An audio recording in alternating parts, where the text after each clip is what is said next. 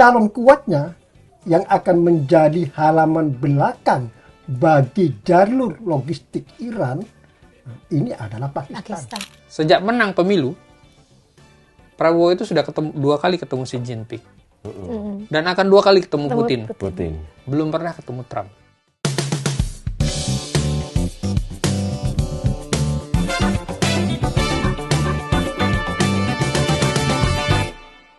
Sahabat Kompas, ketemu lagi di podcast harian Kompas di Balik Berita.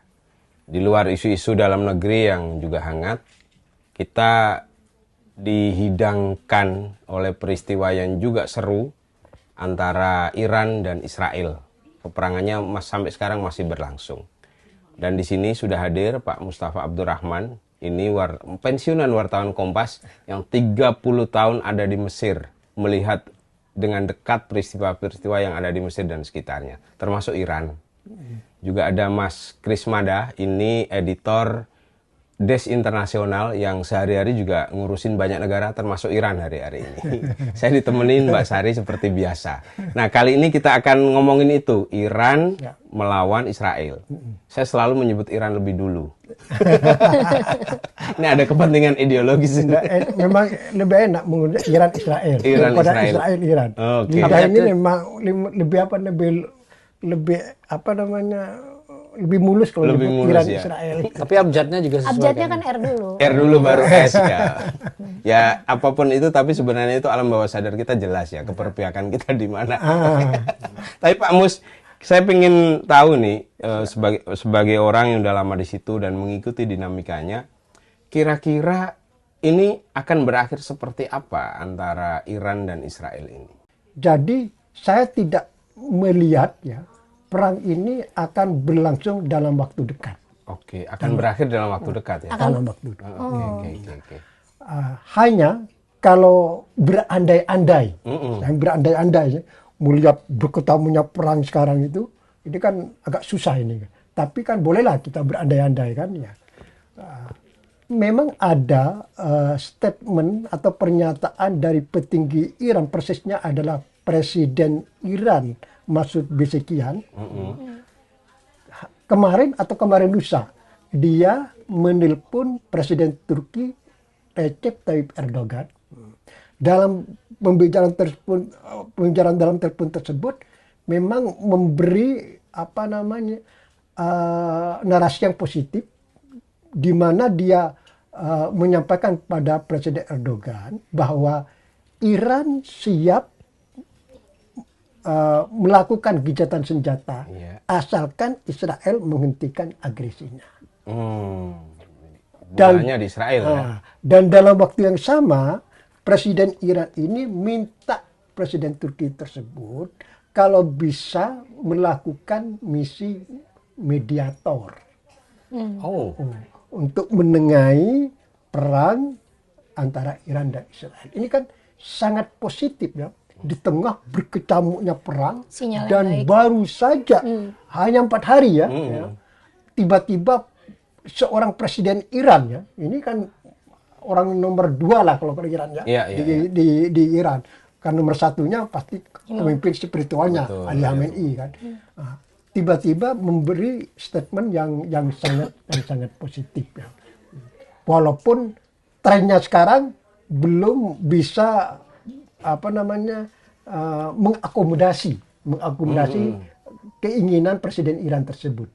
Nah, prasyarat apa yang diperlukan itu untuk menuju kepada mediasi atau berakhirnya gencatan? Kalau Presiden Iran dalam pernyataan tersebut hanya maunya Israel menghentikan serangan. Itu saja ya. Dan kalau Israel mau menghentikan, segala sesuatunya bisa dibicarakan. Oke. Tapi masalahnya kan Israel ini belum ada tanda-tanda mau menghentikan perang dalam waktu dekat. Dia masih semangat menghantam, membombardir Iran sampai hari ini. Bahkan narasinya Netanyahu masih sangat konservatif, sangat keras kan. Statement dia yang terakhir bahwa perang dengan misi untuk melumpuhkan program nuklir Iran, ini nih hasilnya nanti akan tidak bisa dilepaskan atau akan berdampak pada jatuhnya rezim Iran sekarang. Ini yang menjadi bagi Iran ini garis merah. Tidak mungkin kalau sudah berbicara rezim, apapun oleh Iran, harga apapun akan dibayar untuk mempertahankan rezim ini. Kalau memang harganya harus melanjutkan perang, sampai kapanpun Iran akan melanjutkan perang. Nah, ini menarik soal motif tadi. Itu motif yang terucap adalah untuk menghentikan program nuklir. Iya.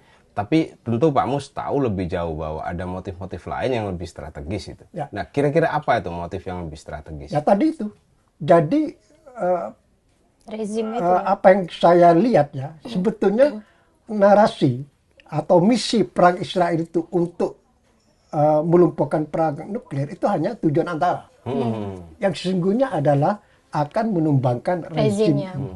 Karena selama rezim ini bercokol, ya tentu dengan alasan ideologi, Israel ini tetap merasa terancam. Walaupun misalnya katakanlah ini berandai-andai ya, Israel mau menghentikan gencatan senjata. Dan Israel mengklaim bahwa program nuklirnya ini sudah sekian persen misalnya, itu sudah berhasil dilumpuhkan. Umpamanya Iran membom lagi masih butuh berapa tahun ke depan. Katakanlah ini kita berandai-andai. Iya, ini narasi yang kita terima lah. Kan. Tapi selama rezim ini masih bercokol, rezim ini kan masih bisa membangun lagi. Walaupun misalnya 10 tahun lagi, 5 tahun, ini kan bukan masalah rezimnya Netanyahu mungkin yang sudah usia 70 tahun, mungkin sebentar lagi, mungkin ini. Tapi kan kalau bicara negara ini kan generasi. Betul. Kan berupa generasi kan.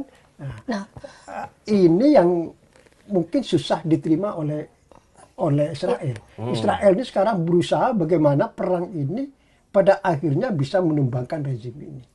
Nah, Israel tentu berpikir dengan segala cara, bahkan kalau bisa melibatkan Amerika dan negara Barat yang lain untuk mencapai tujuan strategisnya itu, yaitu menumbangkan rezim.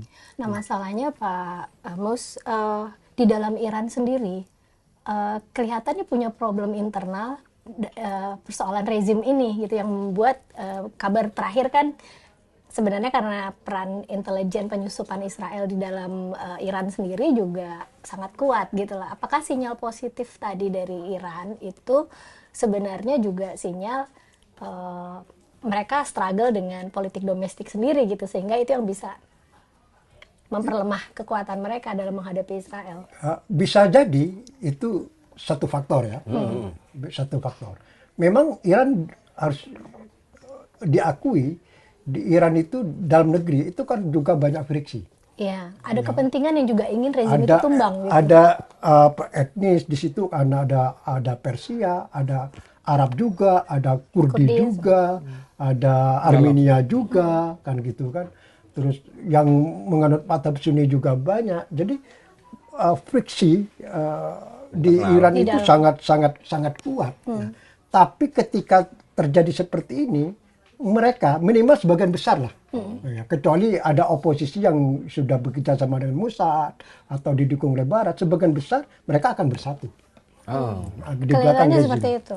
Karena sekarang sudah bukan masalah rezim lagi, ini masalah Iran. Harga diri. Coba kita punya negara diserang mendadak oleh Israel kayak begitu.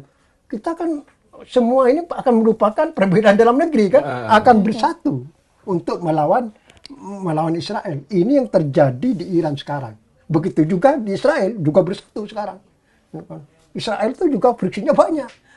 Di Yahudi itu ada Yahudi Timur, Barat, itu Sephardim, ada ini macam-macam. Tidak kalah dengan Iran friksinya di dalam itu. Berarti tadi yang sinyal presiden itu yang ingin ingin gencatan senjata dimediasi, itu bukan sinyal bahwa posisi mereka lemah ya, bukan? Bukan, saya tidak menganggap begitu. Belum sampai sekarang, belum. Nah, tapi kan kepentingan Iran, kalau memang ini dicapai gencatan saja saat ini, Iran kan posisi sekarang sedang bagus, sedang mampu melakukan perlawanan terhadap mengimbangi kekuatan Israel kan. Tiap hari bisa mengirim rudal ke Haifa atau Afrin. Itu pun yang kita lihat di media kan, pemerintah Israel sekarang itu kan melarang ya, membuat foto dan menutup semua akses tempat-tempat yang menjadi target rudal Iran. Sebetulnya kerusakan itu lebih besar daripada yang kita lihat di TV. Dan meluas. Tidak, yang sering tampil di TV kan Tel Aviv, Haifa. Sebetulnya ada Beersheba, ada Eilat, ada Akka, macam-macam itu sudah kena semua itu. Itu. Jadi kerusakan di Israel itu sudah sangat luas kan gitu. Tapi ini kan perang eksistensi. Apapun harga yang dibayar oleh Israel, dia akan bayar. Ini karena menghadapi musuh bersama. Jadi Israel bersatu juga dengan yang dipimpin oleh Netanyahu kan. Bahkan narasi yang dibangun di dalam negeri Israel bahwa Iran ini adalah sama dengan Nazi. Yang Nazi Jerman yang muncul di Timur Tengah, yaitu Iran. Sebaliknya Iran itu juga membangun narasi bahwa Netanyahu itu adalah Nazi juga. Jadi sama-sama. Jadi narasi yang dibangun ini masalah kepahlawanan, kebersatuan, mempertahankan harga diri negara sama sekarang. Jadi ini sedang kuat-kuatnya kedua pihak. Perang fisik dan perang narasi ya. Semua, intelijen, militer, narasi, semua lini perang ini kan. Nah, kalau terjadi gencatan ini berandai-andai lagi sekarang, Iran ini sangat kuat. Tradisi martyrdom mereka juga kuat ya. Jadi sistem, kembali pada sistem yang sekarang ada terpaku atau terpatri di Timur Tengah, ini akan berlanjut. Jadi lanskap konflik di Timur Tengah itu akan tetap menjadi adalah konflik Iran-Israel. Oke, dan ini menarik. Kalau ini terus dan menjadi perang yang besar gitu, lama, siapa teman Iran dan siapa teman Israel? Lalu mengapa mereka mau berteman dengan negara-negara ini? Ini berandai-andai lagi dan ini kemungkinan sampai sekarang yang akan terjadi. Kemungkinan besar yang terjadi. Karena masih panjang kayaknya. Ini kan baru 4 hari. Ini perang akan berkepanjangan. Nah, kalau perang ini akan berkepanjangan, ini cepat atau lambat akan melibatkan kekuatan regional maupun internasional, baik yang di belakang Israel maupun yang di belakang Iran. Iran misalnya, sekarang. Kalau perang berkepanjangan, pasti Iran kan butuh jalur logistik. Kan walaupun rodal ini ribuan yang dimiliki Iran, tapi kalau terus Syafri ditembakkan berapa puluh, berapa ratus misalnya, kalau perang berkepanjangan akan menipis stok ini. Kan butuh suku cadang, butuh supply baru lagi, butuh bahan bakar. Nah, ini kan butuh supply dari luar. Calon kuatnya yang akan menjadi halaman belakang bagi jalur logistik Iran, ini adalah Pakistan. Tidak mungkin Pakistan itu diam kalau perang ini berkepanjangan. Tentu ini masalah sentimen Islamisme ya, sama-sama negara Islam, sama-sama anti Israel, kan gitu kan. Nah, pasti Iran Pakistan tidak akan tinggal diam. Pasti Pakistan akan menyediakan dirinya menjadi halaman belakang jalur logistik untuk Iran. Dan jalur logistik ini di mana? Ini tentu negara yang lebih besar lagi di belakang Pakistan, yaitu tentu Cina sama Korea Utara. Dan Rusia. Jadi mereka kalau akan mengirim bantuan ke Iran, itu akan lewat Pakistan. Frontiernya. Barangkali juga orang bangsa Indonesia misalnya mau menyalurkan bantuan kemanusiaan, seperti sekarang bangsa Indonesia menyalurkan bantuan kemanusiaan ke Gaza lewat Mesir kan. Nanti kalau ke Iran lewat Pakistan. Oke. Sebelum dilanjut Pak Mustafa, kita tadi udah disinggung-singgung Indonesia nih. Kita mau nanya ke Mas Kris, kira-kira pemerintah Indonesia ini posisinya di mana dalam konteks Iran dan Israel ini? Beberapa jam setelah serangan Israel ke Iran, pemerintah Indonesia sudah menyatakan bahwa serangan itu ilegal, melanggar piagam PBB dan sebagainya. Karena pemerintah Indonesia bersikap serangan terhadap negara manapun dengan alasan apapun, dengan cara apapun adalah pelanggaran hukum internasional. Pemerintah Indonesia sudah menyatakan itu berkali-kali. Waktu perang Rusia Ukraina juga sudah melakukan seperti itu. Waktu di posisi lain juga seperti itu. Pemerintah Indonesia konsisten sikapnya seperti itu. Nah, di sisi lain juga pemerintah Indonesia mendorong agar serangan segera dihentikan. Solusi diplomatik segera dilanjutkan lagi. Tapi masalahnya kan begini. Ini orang sedang berunding, sedang di meja perundingan, tiba-tiba diserang. Jadi kalau alasannya memaksa orang agar mau berunding itu tidak tepat. Ini orang sedang berunding, sedang bicara, tiba-tiba diserang. Maka tentu ada pilihannya, tidak ada pilihan selain membalas. Jadi polanya adalah selama ini kan Iran itu membalas, bukan menyerang duluan. Serangan perdana itu jam 3.30 waktu setempat. Jam 3.48 Menteri Luar Negeri Amerika Serikat langsung menyatakan kami tidak terlibat. Tetapi beberapa jam sebelumnya dan pada hari Senin dan hari Kamis itu Netanyahu menelepon Trump, ngasih tahu kami akan menyerang Iran. Israel juga menelepon Turki, ngasih tahu kami akan menyerang Iran. Pertanyaannya kenapa Turki tidak memberitahu Iran? Itu pertanyaan lain. Itu satu pertanyaan. Pertanyaan lain adalah menurut CNN, menurut intelijen Amerika, 370 rudal Iran sudah ditembakkan dalam 4 ini kan. Di luar pesawat drone dan sebagainya. Dari 370 itu tidak sampai 70 yang sampai ke Israel. 300-nya itu dicegat. Dicegatnya di mana? Jordania, negara Arab. Jadi yang mencegat serangan Iran ke Israel itu adalah negara Arab bernama Jordania. Ini adalah negara pertama yang mengakui kedaulatan, negara pertama di kawasan yang mengakui kedaulatan Israel, lalu diikuti oleh Mesir.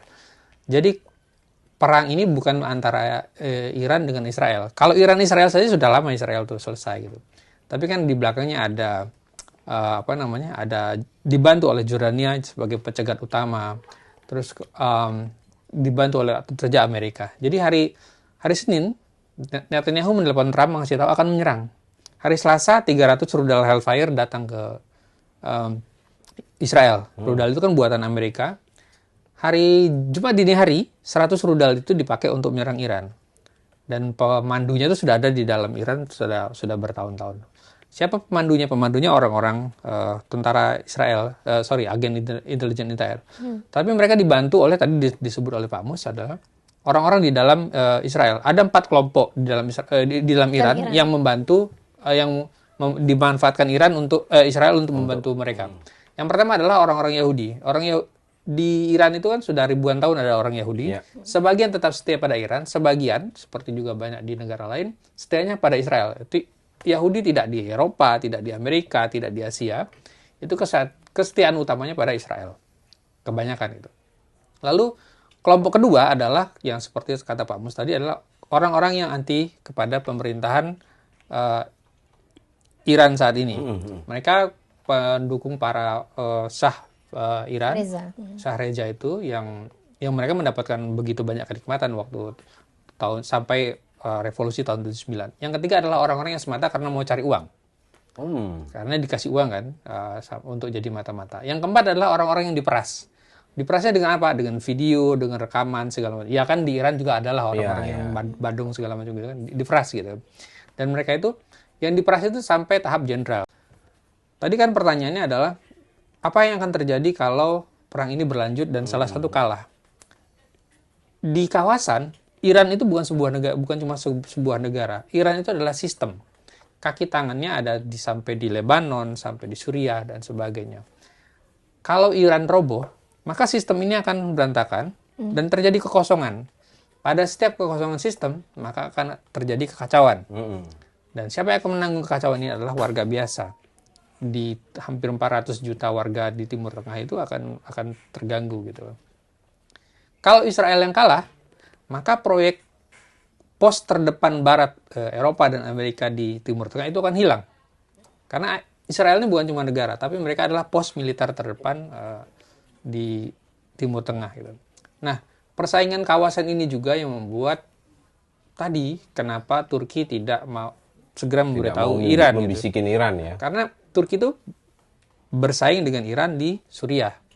Bahwa sekarang sokongan Turki yang menang di Suriah, ya, dan Turki mau mempertahankan itu. Apapun penjelasan Turki, faktanya bahwa Ahmed Al-Shara yang dulu dikenal sebagai Muhammad Al-Golani itu adalah orang yang mendapat sokongan Turki dengan satu dan lain hal gitu.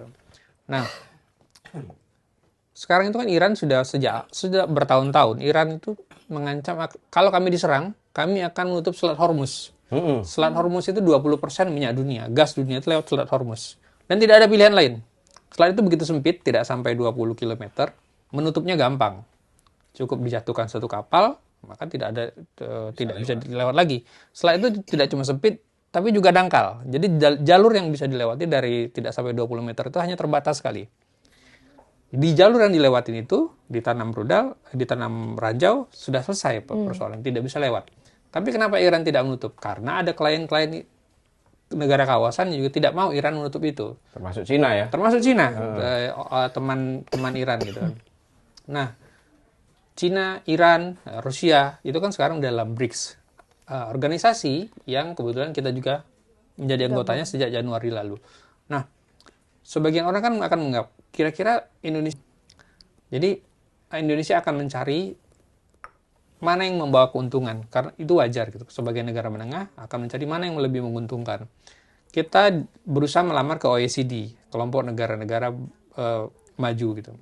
Tapi di sisi lain juga ditawari untuk bergabung dengan BRICS yang dibikin Cina, Rusia, India, dan sekarang ada Afrika Selatan gitu kan, juga Brazil.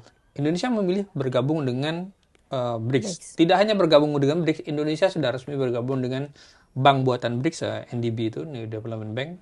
Kapan bulan itu datang Presiden NDB ke Indonesia, Dilma Rousseff, disambut oleh Presiden Prabowo. Lalu hal menarik lagi juga, Presiden Prabowo ditelepon oleh Perdana Menteri Kanada, McCartney, untuk datang pada kegiatan KTT G7 sekarang di Kanada. Ditelepon, setelah ditelepon, Sekretariat Presiden mengumumkan menerima undangan. Oke. Kan kalau dalam bahasa lazimnya, menerima itu artinya kami akan datang. Tetapi ternyata Prabowo memilih datang ke Rusia. Sebagai catatan, sejak menang pemilu, Prabowo itu sudah 2 kali ketemu Xi Jinping.